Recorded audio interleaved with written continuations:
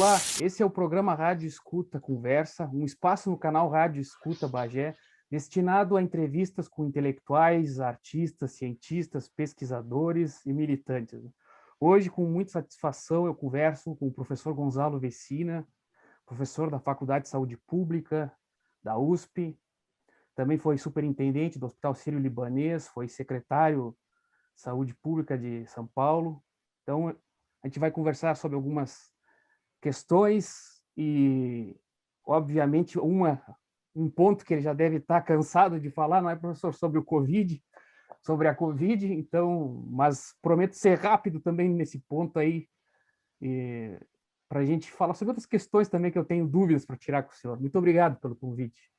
Obrigado por estar aqui com vocês, Égio, com a Rádio Bagé. E eu quero dizer que eu não estou cansado de falar sobre o Covid. Eu acho que nós temos que falar sobre o Covid para que a população brasileira entenda um pouco mais e não entenda as não mensagens que são passadas, particularmente pelo governo federal. É obrigação nossa. Parabéns por estar fazendo isso também. Obrigado, professor. Obrigado mais uma vez por aceitar o convite. Professor, essa pergunta assim é tão banal, mas como eu recentemente passeando na rua, caminhando na rua de Bagé, e como não é uma cidade que infelizmente tenha nosso número de formação institucional ainda é baixo ou com pouca qualidade, né? O pessoal não sabe como é que funciona direito uma instituição de pesquisa, enfim, uma pesquisa médica, né? E só queria que o senhor me dissesse rapidinho, aliás, o senhor foi fundador da Anvisa, que se dizer isso também, está nas suas credenciais, que uma vacina é impossível, né? Que uma vacina contenha, vamos dizer assim, elementos danosos para uma população, ainda mais uma vacina mundialmente difundida, né? Sem que ninguém veja, perceba isso, né? Como é que é esse processo, professor, rapidamente, assim, de criação da vacina e aceitação dela pelas autoridades? O processo de aprovação de um medicamento veio evoluindo muito nos últimos 50, 60 anos, principalmente a partir da década de 60, por causa do acidente com um medicamento chamado talidomida. Então, houve um acidente e aí, a partir daquele momento, a gente começou a aperfeiçoar muito a forma de aprovar um novo medicamento. As vacinas, elas ganham uma preocupação muito maior. Por quê? Porque a vacina é aplicada em uma pessoa que não está doente. Diferentemente de um medicamento. O medicamento eu aplico em pessoas doentes.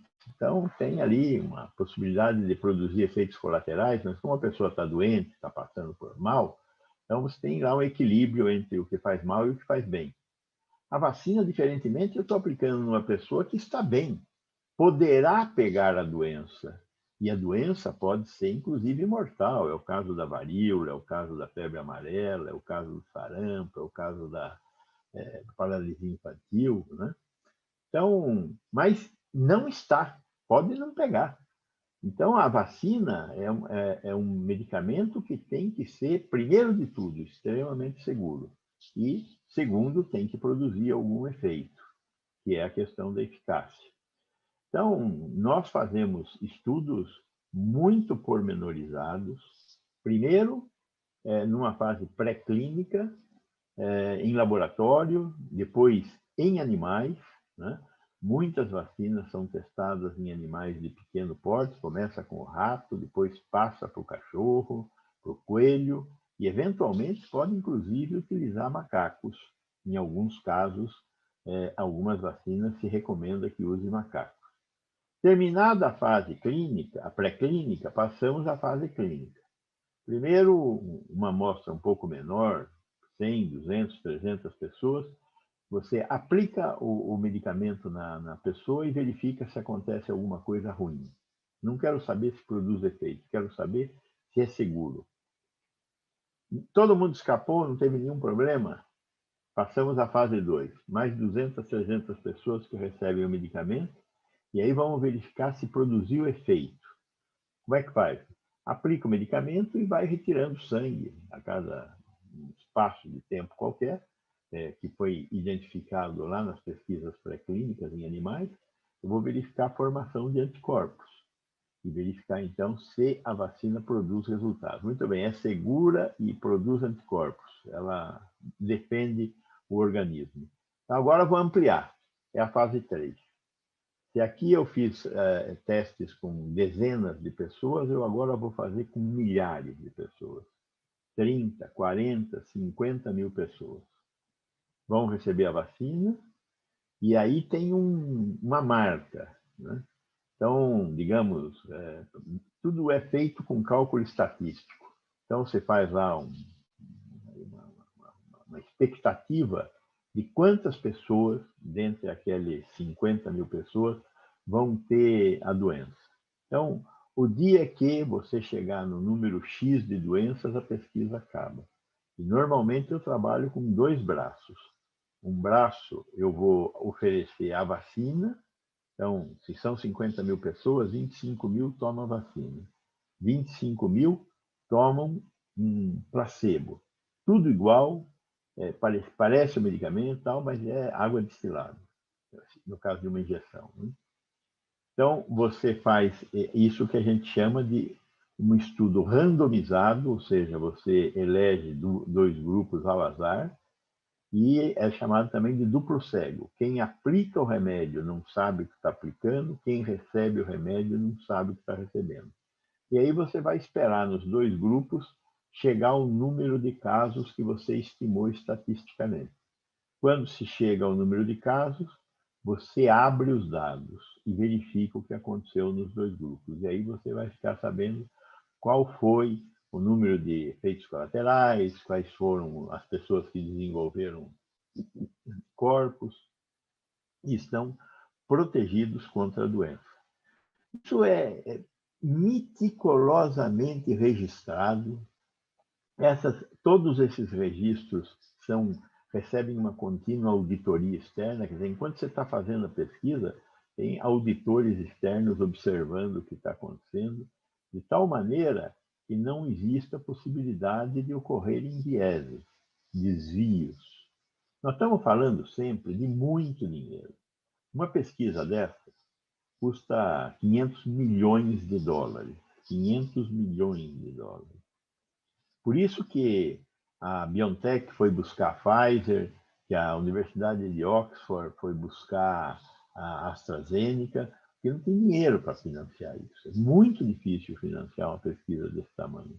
Aqui no Brasil é um pouco mais barato. O Butantan, por exemplo, na vacina da dengue, está fazendo estudo de fase 3 já faz uns 4 anos.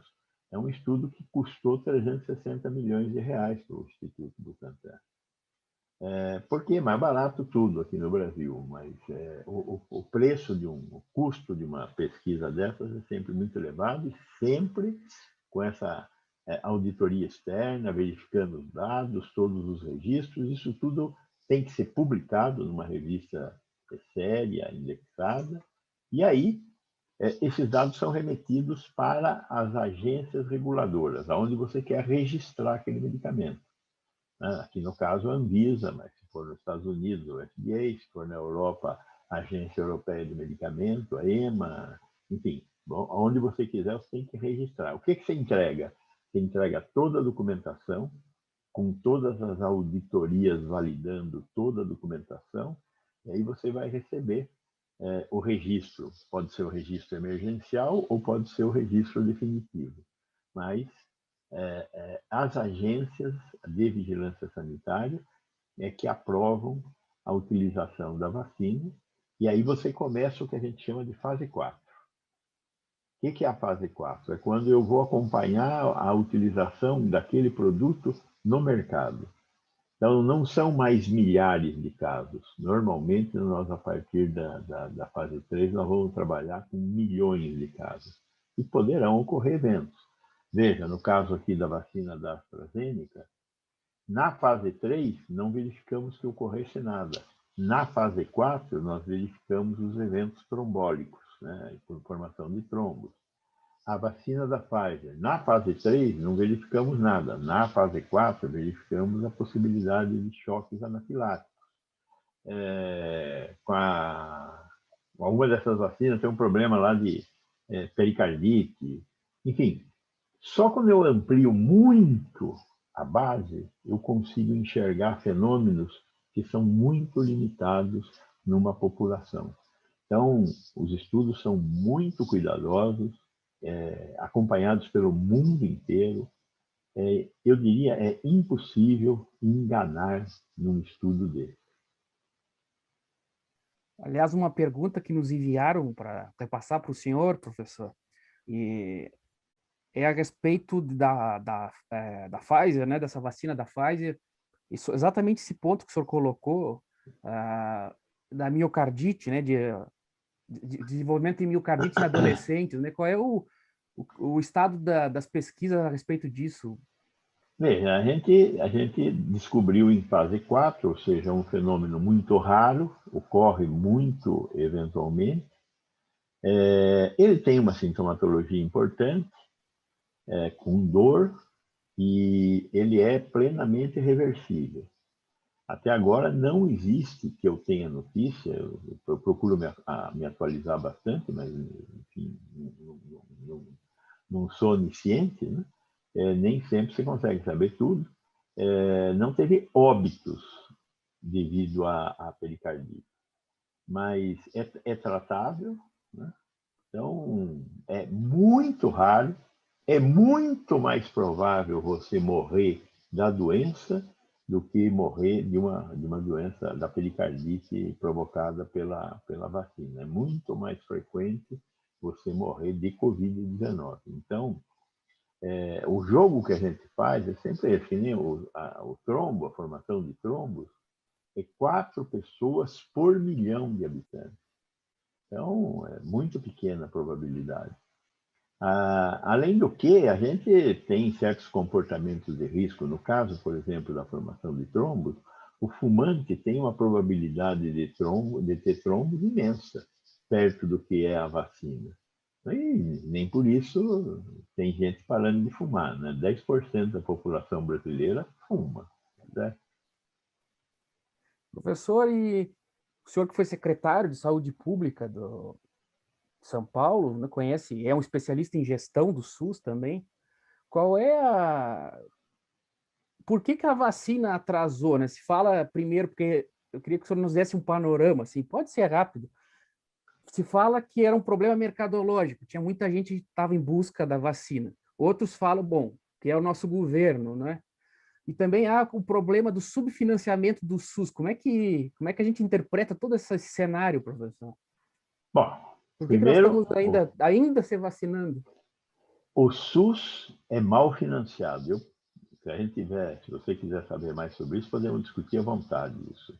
Comparando o gasto per capita do Brasil com o gasto per capita do Chile ou do Uruguai, o gasto per capita do Chile e do Uruguai é maior que o nosso. Comparando o gasto per capita do SUS com o gasto per capita da iniciativa privada no Brasil, o gasto do SUS é 1/4 do gasto da iniciativa privada. Então, somos subfinanciados. Agora, a vacina não é um negócio caro. Relativamente não é um negócio caro. Estamos falando de $10 por dose. A vacina da AstraZeneca é $3,5, mas vamos falar em $10, que é o da Coronavac, é o da Pfizer.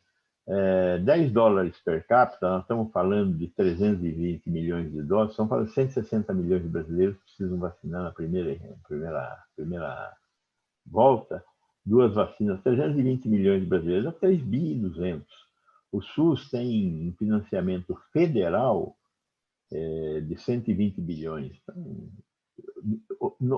no caso da vacina, dinheiro nunca foi o problema. A vacina é um negócio, relativamente a todos os outros gastos, bastante menor. Então, o problema não foi dinheiro, o problema foi decisão de comprar.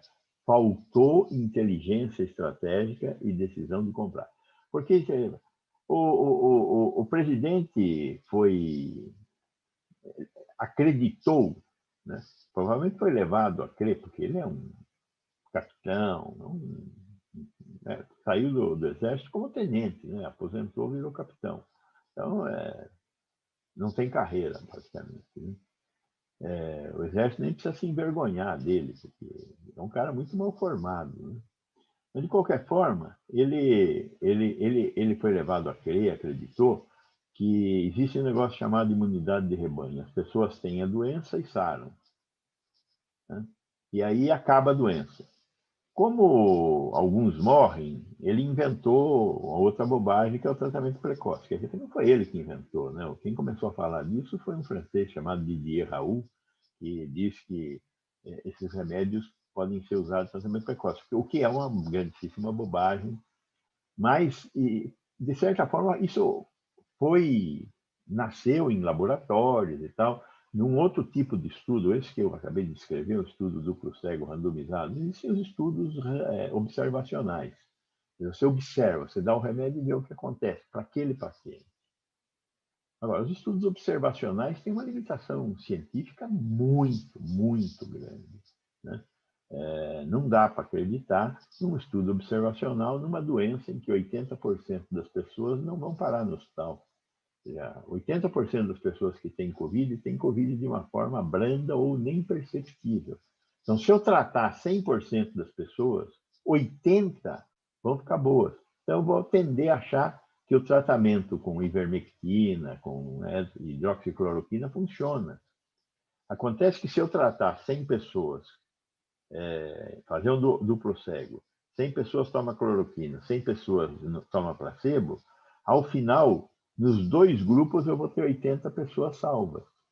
Só que no grupo que tomou cloroquina, eu vou ter alguns cardiopatas também que vão ter sofrido os efeitos colaterais da cloroquina no coração. E no grupo que tomou placebo, não, né?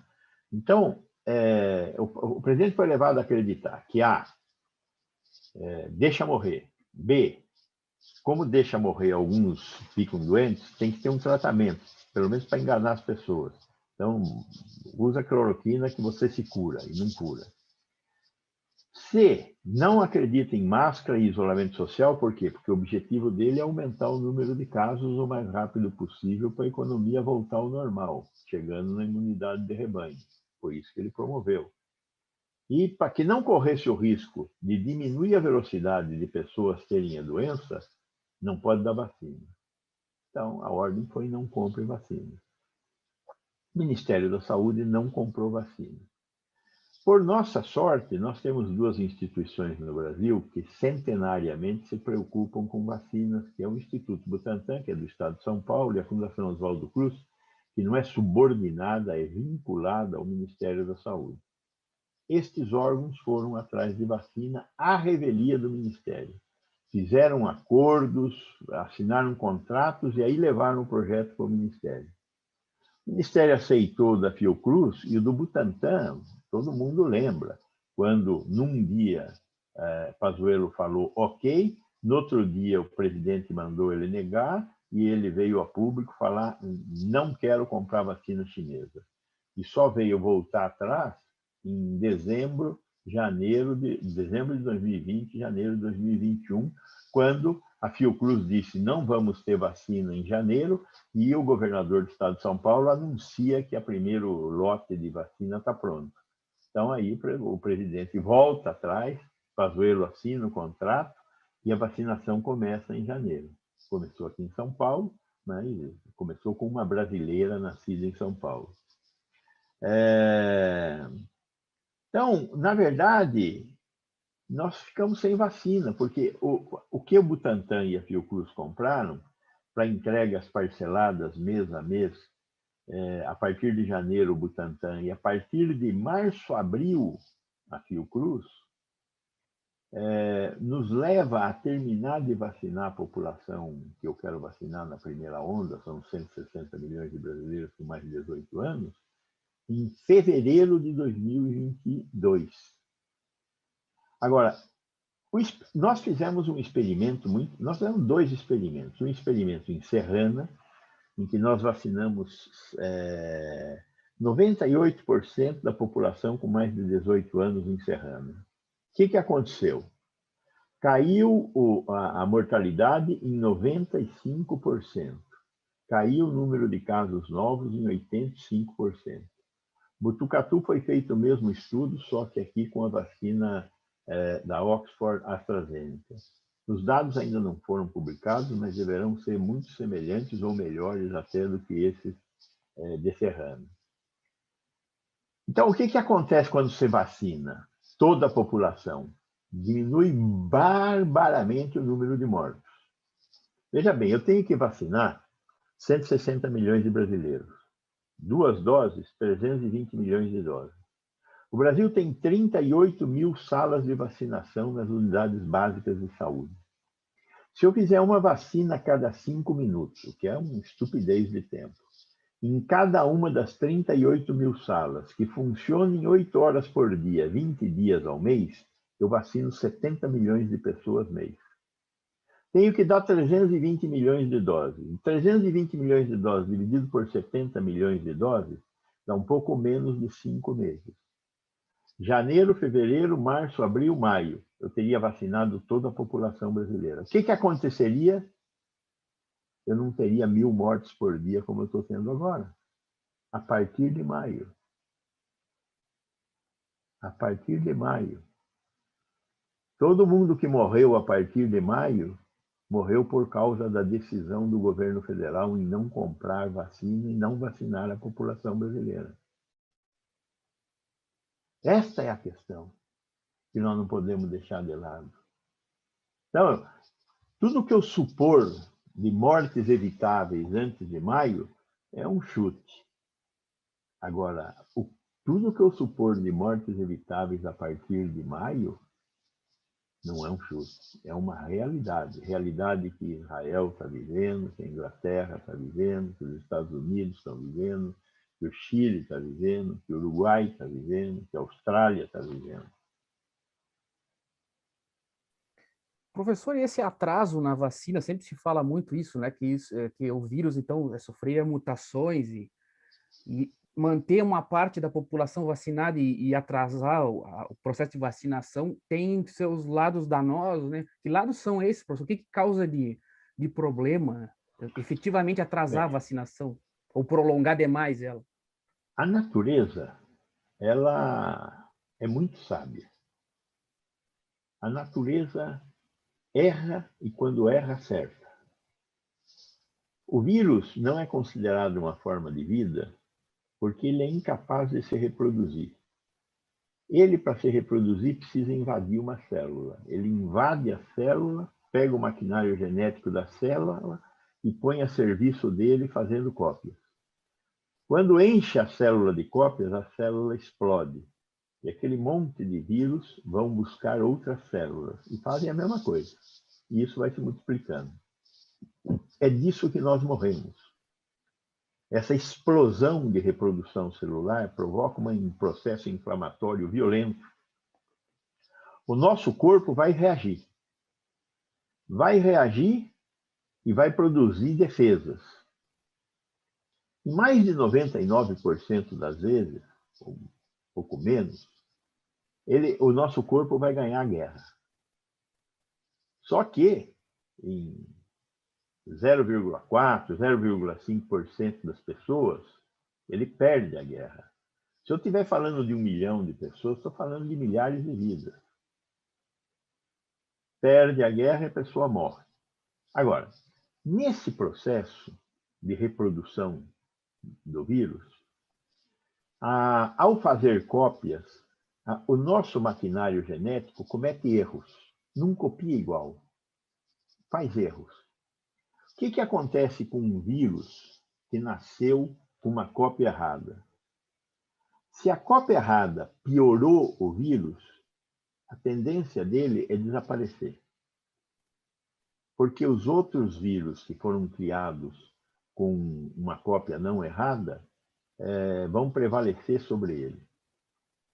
Agora, se a cópia errada que foi feita melhorou o vírus, por exemplo, o que é melhorar o vírus? Não é matar mais, porque o vírus, quando mata o hospedeiro, acaba a brincadeira. O bom vírus é o vírus que não mata o hospedeiro, que se reproduz e o hospedeiro continua vivo. E ele vai para outro hospedeiro, ele vai para outro hospedeiro, continua se espalhando. Então, o vírus que continua se espalhando, ele é fruto de uma mutação, ou seja, de um erro que melhorou a capacidade dele de invadir outras pessoas. O vírus de Manaus, que era chamado de P1 e agora é chamado de Gama, para cada pessoa infectada, ele infectava 2,5 pessoas. O vírus Delta, lá da Índia, para cada pessoa que infecta, ele infecta entre 4 e 6 pessoas. Então, ele é muito mais infectante, muito mais disseminante na população. Então, o grande problema é que todos esses vírus, todas essas variantes até agora, elas têm uma resposta. Às vezes uma resposta um pouquinho pior, mas tem uma resposta à vacina. Ou seja, a vacina funciona. Às vezes não tão bem quanto a gente queria, cai um pouco a eficácia da vacina, mas ela responde. Então, qual a nossa preocupação? Primeiro, quem não foi vacinado pode sempre ter a doença. E pode criar uma mutação ao ter a doença. E essa mutação poderá criar um dia uma resistência às vacinas. Essa é a primeira preocupação. Segunda preocupação, quem não foi vacinado tem a doença. Quem foi vacinado está protegido 100%? Não está. Não existe vacina 100% eficaz. Então, tem uma parte dos vacinados que não estão protegidos. Então, ao entrar em contato com não vacinados, poderão ser infectados pelos não vacinados. Então, é muito ruim ter uma parte da população vacinada e uma parte não vacinada. Tanto é que a recomendação é, se você está vacinado, não se misture com não vacinados. Somente, no máximo, fique, se quiser, como vacinados. Essa é a recomendação que todos os órgãos do mundo estão fazendo. Quer fazer uma festa? Faça uma festa de vacinados.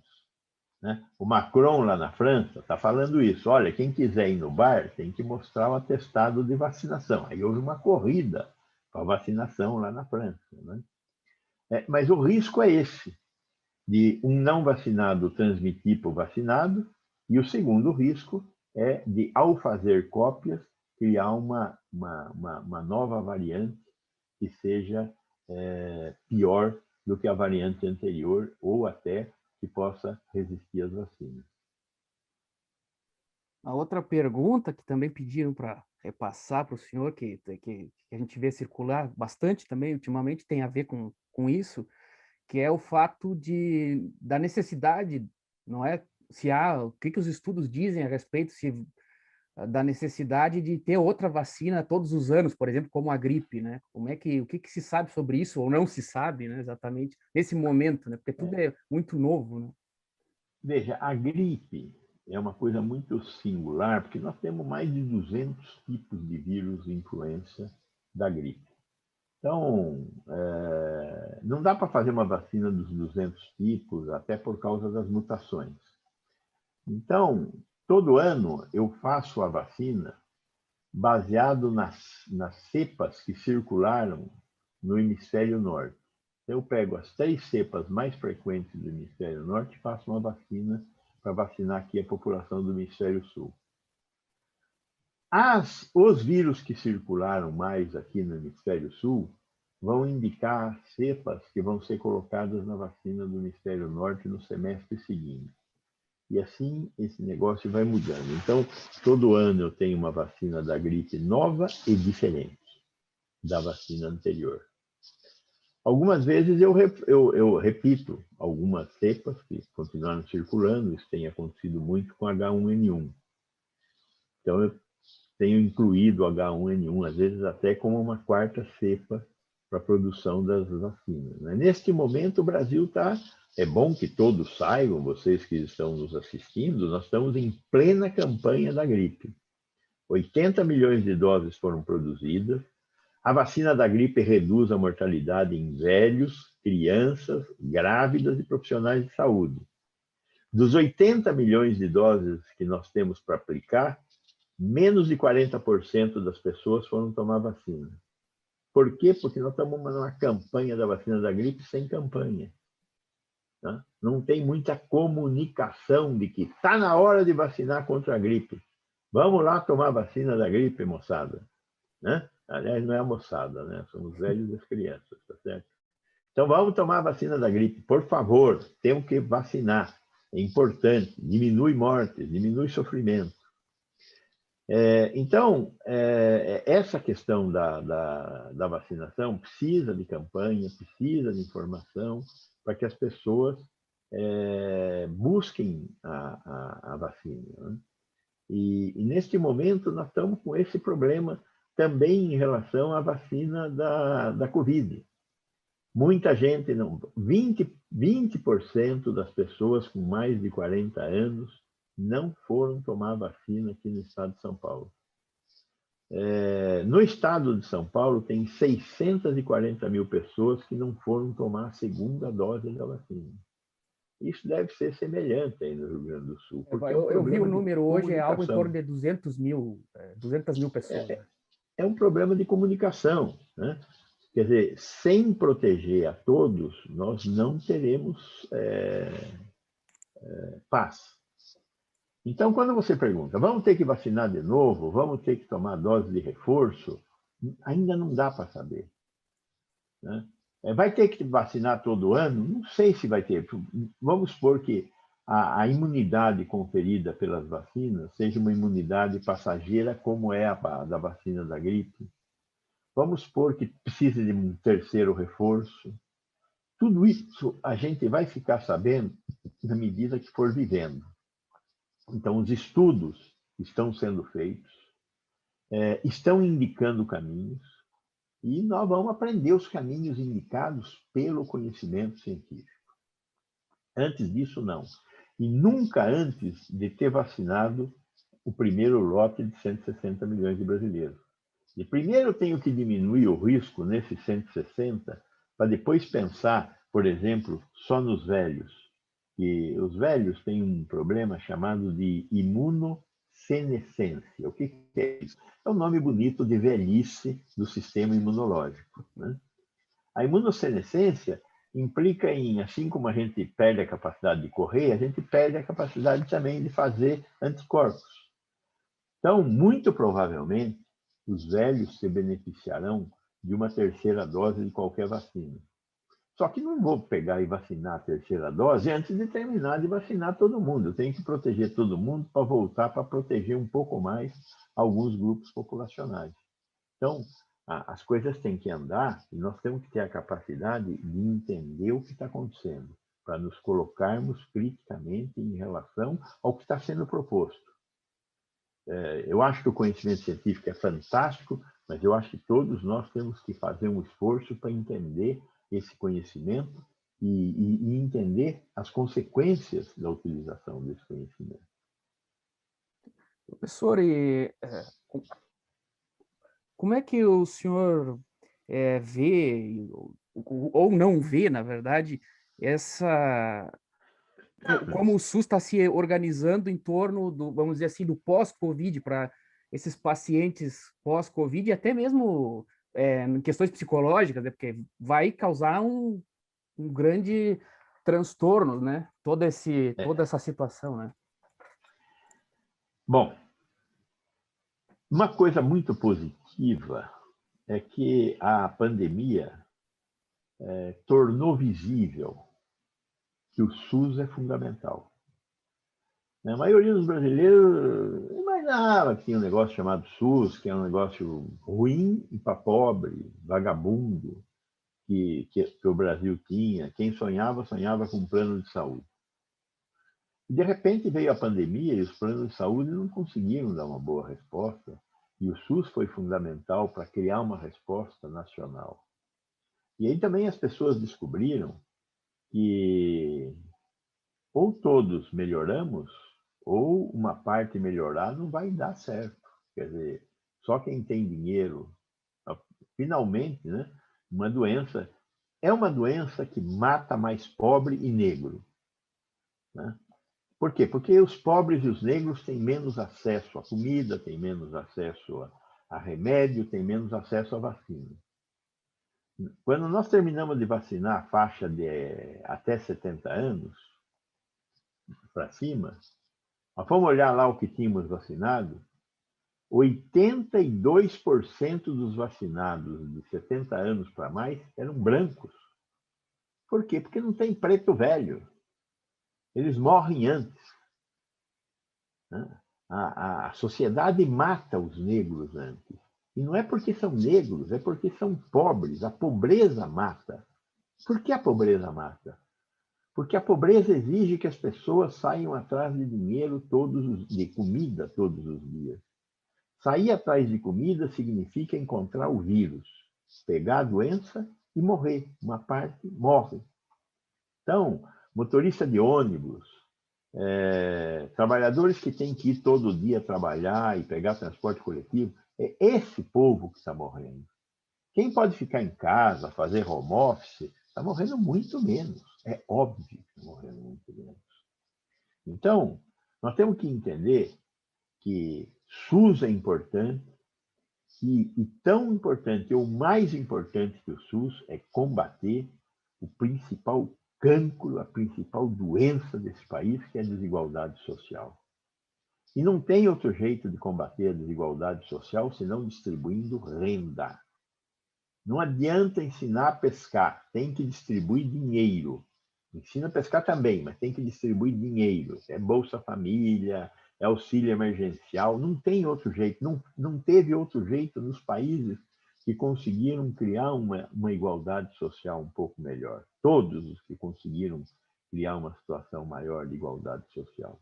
Então, o SUS é um dos instrumentos de construção de igualdade social. Agora, ele precisa ser melhorado do ponto de vista do financiamento. Este ano, o SUS está recebendo 40 bilhões de reais a menos do que o ano passado, porque no ano passado nós tivemos o orçamento emergencial e este ano não tem mais emergência sanitária, né, na cabeça dos nossos políticos que nós escolhemos e elegemos. Então, cortaram 40 bilhões de reais do SUS. Precisamos organizar melhor o SUS precisa de melhor gestão, eu não tenho dúvida disso, temos que aumentar a eficiência do SUS, mas temos que mexer na questão da eficiência da administração pública brasileira, que é um grande problema. Né? Temos que melhorar a forma de organizar o SUS nos municípios e nos estados. Temos que melhorar a formação de pessoas, de médicos que estão sendo muito mal formados. Temos que melhorar a capacidade de criar ciência, tecnologia e produtos de interesse para a saúde no país. Um país com 210 milhões de habitantes tem mercado para produzir qualquer coisa, mas nós temos que fazer uma aposta na ciência e tecnologia. Este governo nega a ciência e tecnologia. O orçamento do Ministério da Ciência e Tecnologia e do Ministério da Educação foi dividido por 10. Né? Então, os reitores das universidades federais estão sendo indicados na base do dedo e não da escolha das comunidades acadêmicas, que é o que vinha dando certo. Então, nós temos um monte de lições de casa para fazer, dependendo do nosso comportamento em 2022, e se nós conseguirmos resistir à probabilidade de um golpe de Estado que está sendo orquestrado no governo federal. Eu vi que o senhor escreveu recentemente com outros autores um artigo a respeito da resiliência do SUS, não é, professor? Quais são as conclusões, as análises assim, dos documentos mais recentes desse trabalho?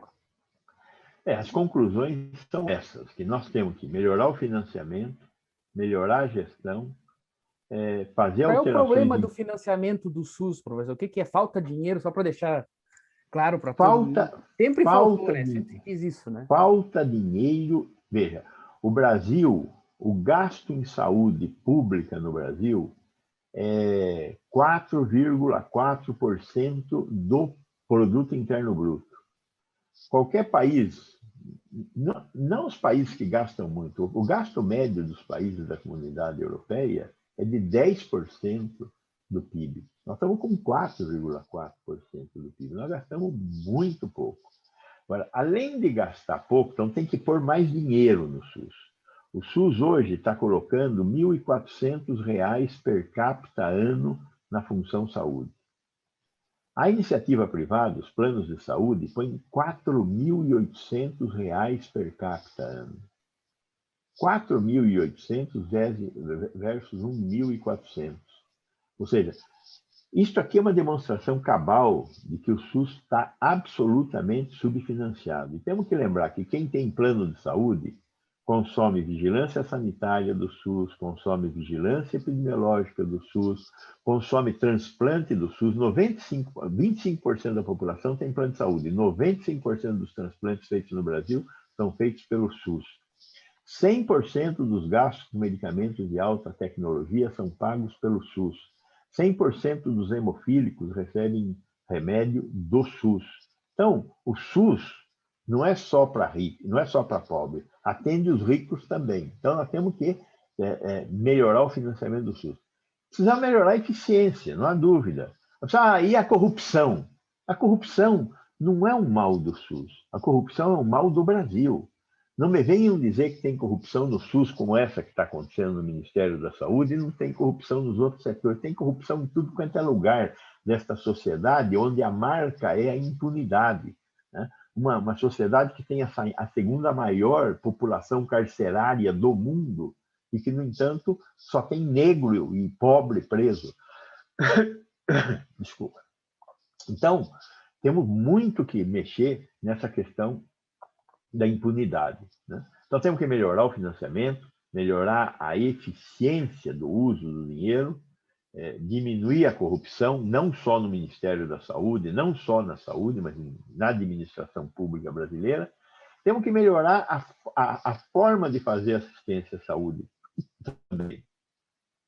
Os municípios têm que se integrar mais com os estados. O SUS foi desenvolvido à sombra de uma constituição municipalista. E nós temos que conseguir integrar melhor os serviços prestados pelos municípios com os serviços prestados pelos estados. Então, esses três são os problemas mais importantes que nós temos e que, nesses artigos aí, a gente tem discutido. Tem a questão da formação de recursos humanos, tem a questão da ciência e tecnologia, tem a questão do controle social, que é muito importante, que nós temos que dar muita importância ao controle social. O controle social tem uma visão importante sobre o funcionamento da saúde. Então, são caminhos que nós temos que trilhar no curto espaço de tempo. Eu espero, a partir de 2022, estarmos trilhando esses caminhos, porque com esse governo, esqueça, não tem Ministério da Saúde, não tem Ministério da Educação, não tem Ministério da Ciência e Tecnologia, não tem nada. É uniformemente horrível esse governo. Professor, é interessante o senhor tocar nesse ponto, porque também foi uma coisa que me chama a atenção. O senhor é professor de um curso, né, de saúde. Qual é o problema da formação dos médicos, né?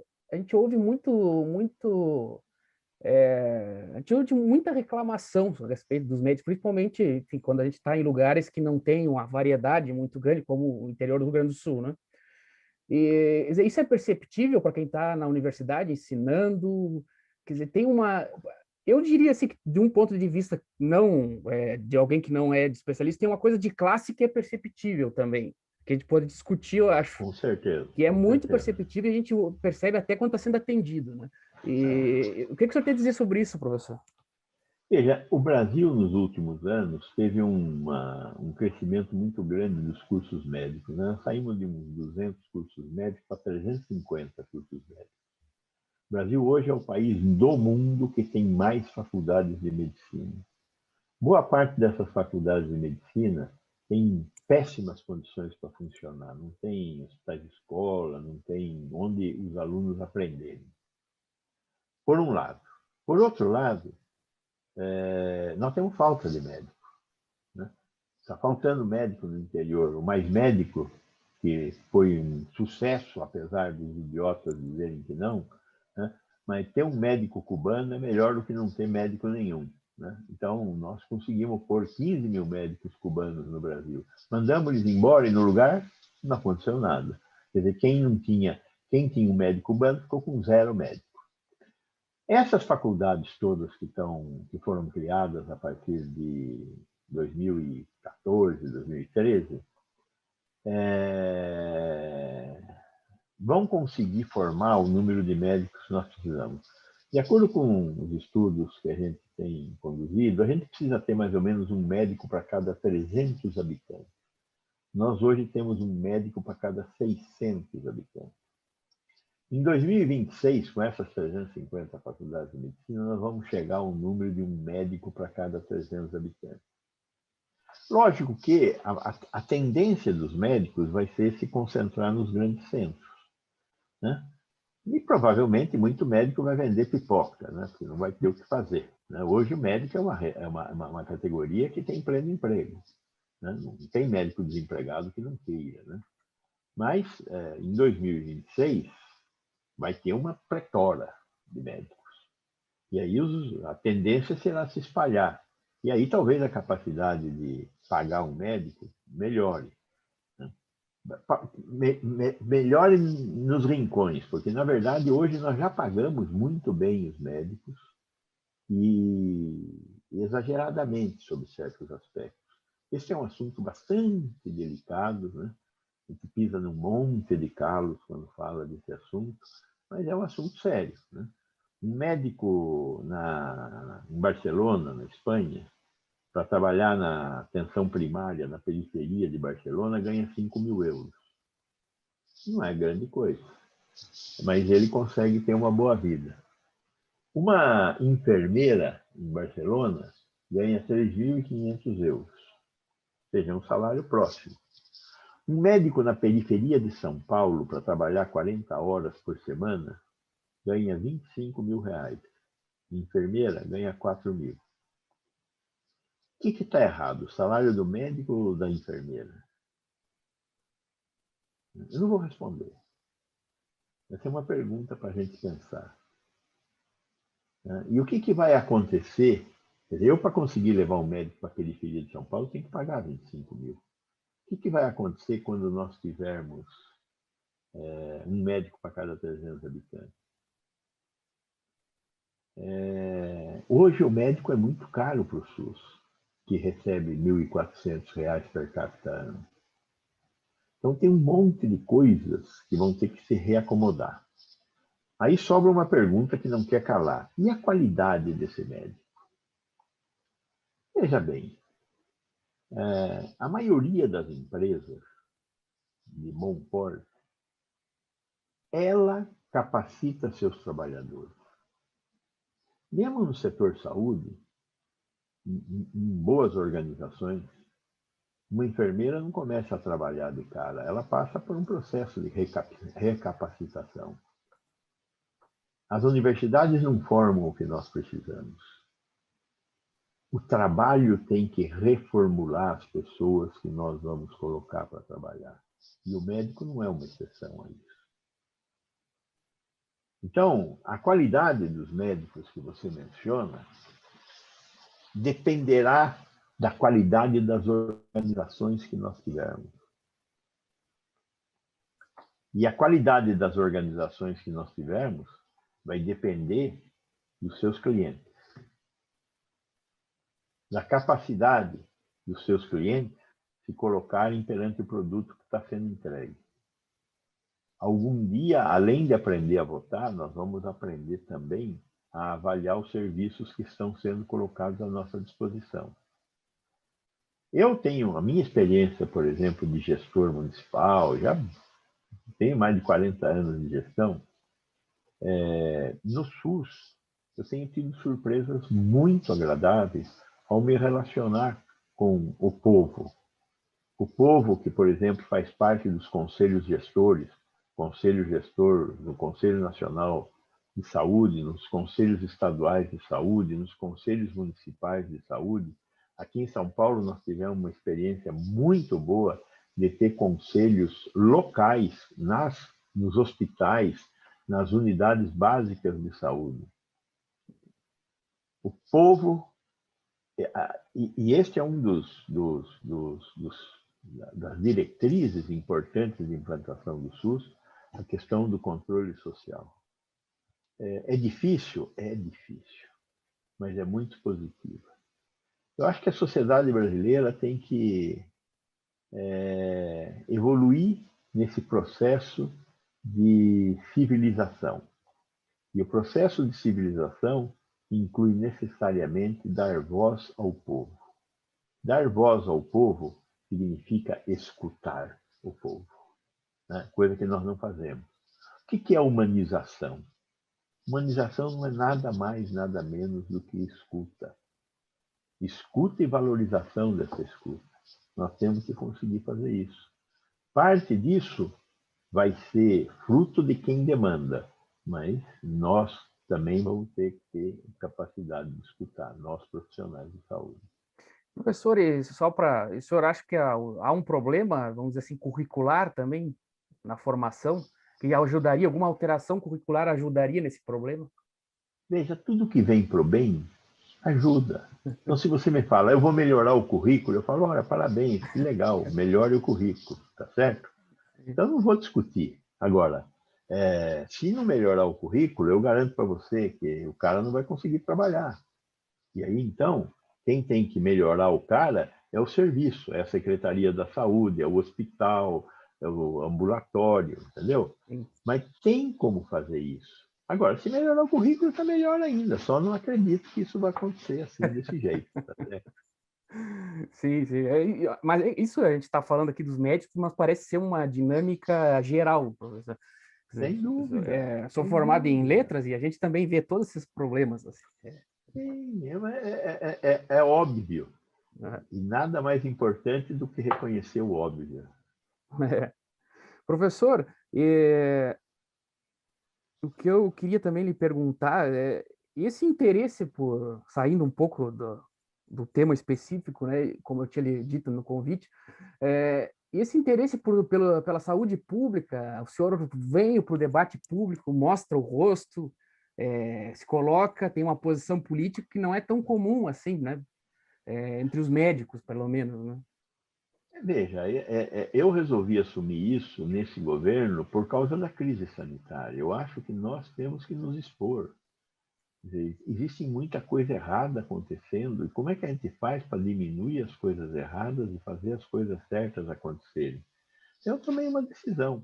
Nesse negócio de não poder ir trabalhar, porque sou idoso, faço parte do grupo de risco, estou dando minhas aulas todas à distância, eu resolvi assumir um. Eu gosto de dar aula, eu sei que eu dou boas aulas, eu quero comunicar aquilo que eu sei também para outros públicos. Não é difícil fazer isso. E é lógico, envolve algum risco, recebo um monte de mensagens destrambelhadas aí dessas negócios social aí, das mídias sociais aí. Uma outra coisa que nós não aprendemos a trabalhar com as mídias sociais. As mídias sociais, né? Eu fico terrivelmente preocupado quando vejo o Congresso brasileiro tratando as mídias sociais na linha de proibir. Eu não acho que a linha seja de proibir. Nós temos que utilizar positivamente as mídias sociais, por um lado. Agora, por outro lado, é óbvio que usar as mídias sociais para disseminar notícias falsas, mentiras, é terrível. Mas nós temos que lidar com isso sem proibições. Né? Então, como é que vamos fazer isso? É uma resposta que não existe de maneira adequada ainda, mas nós temos que aprender. E eu acho que a maior. Nesse tempo que nós estamos vivendo, comunicação, informação é transformadora. Quem sabe não faz errado. A grande maioria das pessoas que estão fazendo coisas erradas são por ignorância. Existem os negacionistas, mas os negacionistas são uma parte pequena da população. 2, 3% da população, eles têm uma informação errada que os leva a ser negacionistas. Né? Então, o cara que acredita que a Terra é plana, ele tem uma concepção de mundo na cabeça dele. Né? Como você pega lá o filósofo que é o cara lá do Bolsonaro, Olavo, né? O Olavo de Carvalho. Né? Aquele cara é uma besta acabada. Né? As ideias dele são as ideias de uma besta acabada. Né? Um conservador estridente. Pois bem, o que fazer com ele? Se ouvi-lo, tome cuidado para não achar que ele está falando verdade, né? Ou não o ouça, dá menos trabalho. Mas existirão outros, não tenha dúvida nenhuma disso. Então, nós temos que ter capacidade de ouvir, de selecionar, de entender. Tudo isso é conhecimento. Eu acho que nós temos que expor o nosso povo, a nossa sociedade, ao conhecimento, à comunicação. Acho que as mídias sociais, nesse sentido, são revolucionárias. E nós estamos vivendo um tempo revolucionário. O que nós vamos fazer desse tempo é o que nós vamos fazer. Essa é a questão que precisa ficar clara. Somos nós que fazemos o que nós fazemos, e não o outro. Então, por isso eu estou em campo. Eu vou fazer a minha parte. Professor, o senhor se formou no momento, no final da ditadura, né? E recentemente o senhor falou que o nosso presidente parece flertar com um golpismo, assim, a outro estilo, Não. né? Não parece, não parece. Quando ele fala, se nas eleições não forem com voto impresso, não existirá eleições. É Quem uma decide ameaça. que não vai haver? Quem decide que não vai haver eleições? É o Congresso. É o Congresso que vota que vai ter eleição com voto impresso ou não. Ele falar isso é golpe. O ministro da Defesa vir a público e falar que se não tiver voto impresso não vai ter eleição é um golpe de um subordinado muito mais grave. O ministro da Aeronáutica veio a público e falou a mesma coisa. O único ministro das Forças Armadas que até agora não saiu a público foi o do Exército. Agora, os outros estão comprometidos com uma política golpista. Eu vi o que foi a ditadura. Eu vi as mortes de jovens como eu na época, porque defendiam a liberdade democrática. Eu fui na missa de muitas pessoas que foram mortas pela ditadura. Eu conheço e conheci muitas pessoas que foram torturadas nos porões da ditadura. Eu conheci Sérgio Paranhos Fleury. Eu conheci o Coronel Erasmo. Eu não conheci, mas vi o trabalho do Ustra. Eu não quero aquilo de novo. Eu vou lutar com todas as minhas forças. E se houver uma ditadura, desta vez eu não vou ficar parado como fiquei da primeira. Eu já não tenho mais idade para aguentar outro 30 anos pela frente. Então, temos que sair às ruas, temos que colocar a posição dos brasileiros contra a hipótese autoritária de um golpe de Estado. Não tem cabimento. Neste tempo, no século XXI, a única forma de governo aceitável é uma democracia. Ela pode ser semipresidencialista, parlamentarista, presidencialista, isso podemos discutir, mas tem que ser uma democracia. Eu também não estou mais brigando pela ditadura do proletariado como já briguei. Eu também fiz concessões. Agora estamos brigando por uma democracia num país capitalista, num país capitalista mesmo. É no capitalismo que nós vamos ter que construir essa democracia. Mais difícil, eu acho, mas vamos ter que fazer isso. Professor, falando nisso, qual é o risco que o SUS corre com esse pessoal? Porque já parecia correr um risco antes. Aliás, o senhor está em São Paulo, que tem o PSDB, né? O PSDB sempre tem aquele discurso de o privado é melhor do que o SUS, né? Qual é o risco dessa turma toda se juntar e ir deixando morrer por inanição o SUS? Veja, eu não acho que isso vai acontecer. Não a nossa. Eu acho que o que nós temos que deixar é desses extremismos, entende? Nós somos um país capitalista. Infelizmente ou felizmente, somos um país capitalista. A iniciativa privada não é feia. A iniciativa privada só não é controlada. Se nós tivermos como regular as atividades realizadas pela iniciativa privada, aí é possível A Anvisa é um exemplo de que é possível ter a regulação da iniciativa privada por instrumentos de Estado adequadamente preparados para isso. Agora, a questão é que o jogo de pesos e contrapesos é fruto de civilização.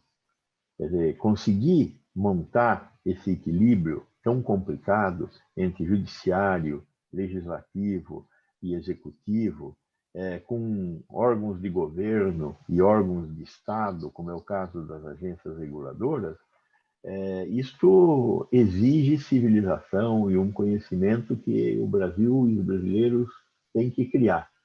Mas eu acho que nós somos capazes de fazer isso. Então, eu não acho que a negação da iniciativa privada esteja equilibrada com a negação da presença do Estado. Nem muito Estado, nem pouco Estado. Eu preciso de Estado. Não existe sociedade sem gestão do Estado. Agora, como nós vamos montar a gestão do Estado? Como nós vamos fazer para aumentar a eficiência do Estado? Nós precisamos da iniciativa privada, né? Eu não tenho nada contra a gestão de estradas de rodagem pela iniciativa privada. Ah, mas eles enriquecem a custa. Tudo bem, vamos ver o que é pior, o que é... Dá para fazer o jogo. Eu quero discutir isso a céu aberto. Eu quero discutir a presença da iniciativa privada na gestão da sociedade a céu aberto. Eu sou sou muito criticado à esquerda por causa que eu tenho uma posição mais aberta em relação à iniciativa privada. Mas eu quero uma iniciativa privada regulada.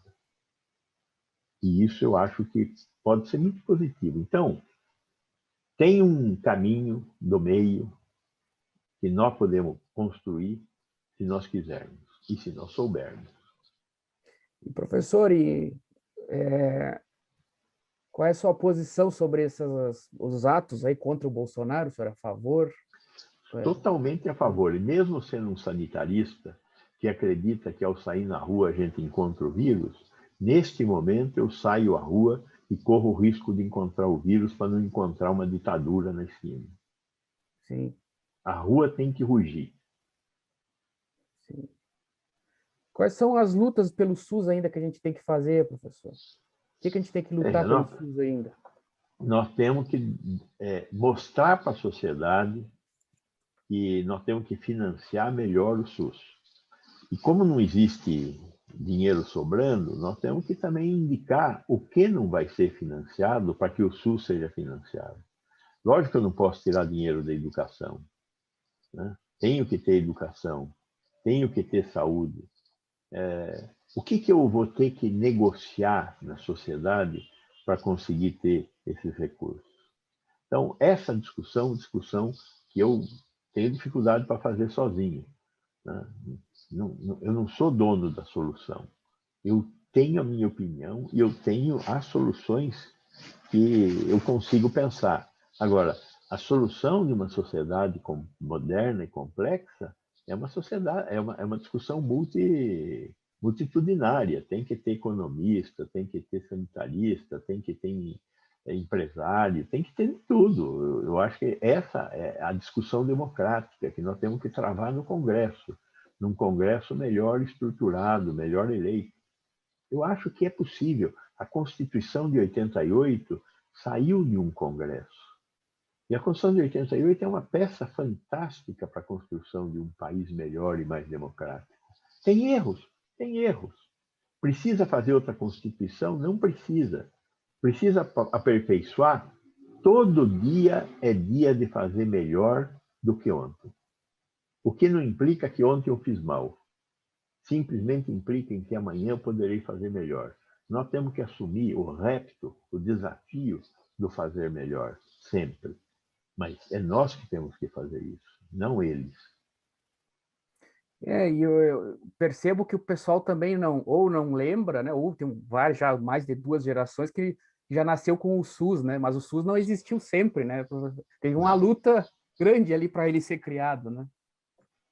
O SUS é fruto de uma luta que começou na ditadura militar, quando nós começamos a ir para as cidades. O processo de urbanização brasileiro começou na década de 70. Nós éramos um país rural e nos tornamos um país brutalmente urbano. E na cidade, quem tinha direito à assistência à saúde era quem tinha trabalho de carteira de trabalho assinada. O resto era indigente, tinha que ser assistido nos hospitais da caridade. Então, o SUS veio para dizer: não tem mais caridade, política pública se financia com recursos públicos e não com a caridade. Direitos não podem ser financiados com a caridade, têm que ser financiados com recursos públicos. Basicamente, é essa transformação que nós fizemos a partir de 1990, com a promulgação da Lei 8080, que é a lei da criação do SUS. E fizemos isso olhando para o modelo inglês, que é para o qual a Espanha olha, Portugal olha, a Itália olha, a Noruega, a Suécia, a Finlândia olham, é o modelo inglês. Canadá, Austrália. Né? Ainda existem países que olham para o modelo que nós tínhamos aqui no Brasil, que era o modelo bismarquiano da Seguridade Social, modelo francês, modelo alemão. E aqui os nossos irmãos, todos eles, têm um modelo tipo Seguridade Social, Uruguai, Argentina, Colômbia, Venezuela, México. O Chile tem um modelo um pouco diferente. Mas, de qualquer forma, nós temos um modelo interessante, estamos no bom caminho, mas nós temos que fortalecer o SUS. E com essas traves que eu coloquei, né? Financiamento, gestão e o modelo assistencial propriamente dito. Né? Mas tem um caminho. Eu estou muito confiante nisso. E eu farei minha parte enquanto estiver vivo. Que bom, professor. Bom ouvir palavras otimistas também. Professor, só para não encaminhar, a gente sempre pergunta para os nossos convidados assim, que filmes, música e livros fizeram o imaginário deles, ou fazem atualmente, enfim. Pode ser lá atrás, que eu nunca vi ninguém me perguntar por que o senhor fez medicina, por exemplo. Fiquei curioso. Eu fiz medicina porque o meu tio, o irmão mais novo de meu pai, eram 4 irmãos, um deles apenas estudou, os outros só tinham primário, como meu pai só tinha primário. Meu pai era um padeiro. E eu, olhando o exemplo do meu tio, que virou médico, resolvi fazer medicina e lutei para fazer medicina. Com relação à questão dos filmes, eu gosto muito de cinema, né? E aí, eu adoro os filmes do Eisenstein, Encoraçado Potemkin, é um filme que eu assisto volta e meia de novo, acho lindo aquilo, né? Gosto de todos os filmes dos grandes diretores italianos, mas Amarcord de Fellini me deixa louco de satisfação. A música... Fermali! Un pezzettino d'acqua! Zio, sta a vedere! Vedi il babbo qui! Figlia, É fantástica. O autor, agora me foge o nome do autor das músicas do filme do Fellini aí. O Nino Rota? Gosto muito. Nino Rota, que fantástico, uma delícia, né? O espanhol Almodóvar acho fantástico também. O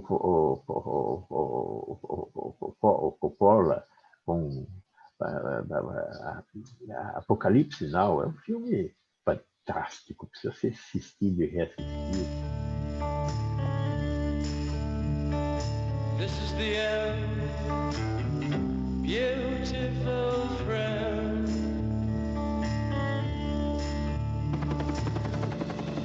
I've been a soldier since I was 19, and I still haven't learned how to wait for it. Existem outros clássicos, Lawrence da Arábia, puxa vida.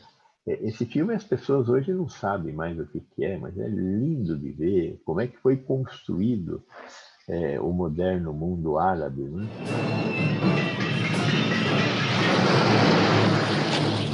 Come on, man!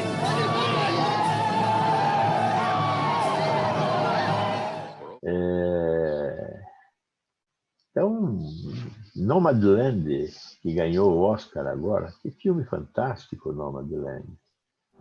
You are one of those lucky people that can travel anywhere. Yes, ma'am, I And they sometimes call you nomads.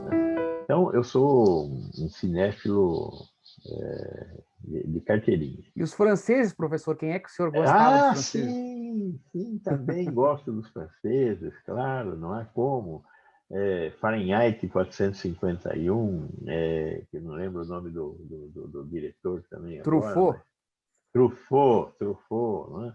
O mais famoso deles lá, a cabeça de velho vai ficando uma merda. Você perguntou, Godard, você perguntou de sopetão, não tinha me preparado para responder, né? Encurralado, são filmes fantásticos, né? Eu ano retrasado fiz um curso com o crítico de cinema da Folha de São Paulo, e é um curso de um ano, aulas toda semana, e toda semana ele passa um filme inteiro e aí faz uma crítica do filme, né? E ele começa lá com os franceses que começaram esse negócio de filme, eu esqueço o nome, e vai até Irmãos chegar aqui. Mulher, como é que é? Isso, Lumière, os irmãos Lumière. Sai lá do Lumière e vem até os dias de hoje. Para os japoneses, Kurosawa, puxa vida, que coisa fantástica. Os modernos coreanos, os parasitas, hein? Não podemos deixar. Cinema é uma forma de aprender como a vida é. Então, adoro muito cinema. E a literatura, eu gosto muito, é mais difícil, porque você tem que sentar e ler o livro inteiro, né? Eu estou muito preocupado com essas coisas mais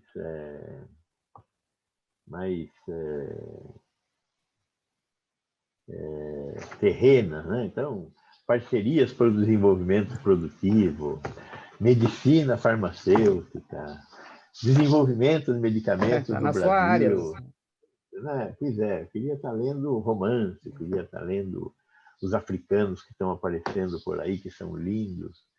Mas nessa pandemia aqui eu li muito pouca literatura, eu li muito livro técnico, sabe? Para conseguir dar conta de falando aí com vocês, entendeu? E música, professor? Que tipo de música lê? Me chama a atenção. Eu ouço todo tipo de música. Aqui em casa eu tenho uns 4.000 CDs e mais uns 400 LPs. Alguns organizados, outros nem tanto. Mas eu sou um fã, sou assinante da USESP, vou na Sala São Paulo no mínimo uma vez por mês. Mesmo agora na pandemia tem dado umas fugidinhas para ir na Sala São Paulo, tem protocolo lá de cuidados. Mas eu gosto de música sertaneja, eu gosto de rock, eu gosto... heavy metal às vezes me dá, essa música pancada, né? Assim, me enche um pouco o saco, porque me estraga os tímpanos. Mas, de resto, a música argentina, a música mundial, eu adoro.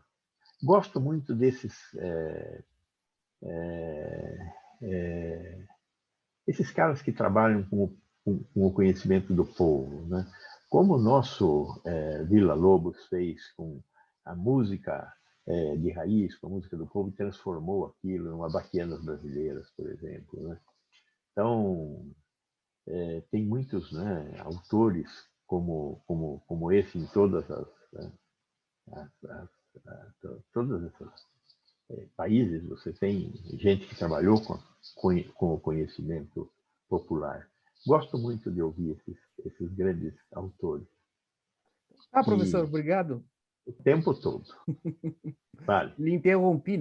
Não, pode terminar.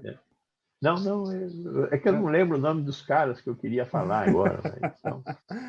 Não, eu queria lhe agradecer pela gentileza em aceitar o convite e conversar conosco. Eu sei que você tem uma atividade daqui a pouco e não quero também ficar... Agora às 8 horas, já começou. Eu preciso entrar nela agora. Então tá, professor, obrigado, viu? Tá bom? Muito obrigado, sempre às ordens, querendo bater outro papo. Só às vezes me avise dessa coisa assim, porque aí eu faço uma listinha. Tá, não, vamos fazer um outro papo, tá, sim. Brigadão, tá, e se eu precisando de alguma coisa aqui do Pampa Gaúcho, avisa que a gente manda. Tá bom, obrigado, grande abraço. Tchau.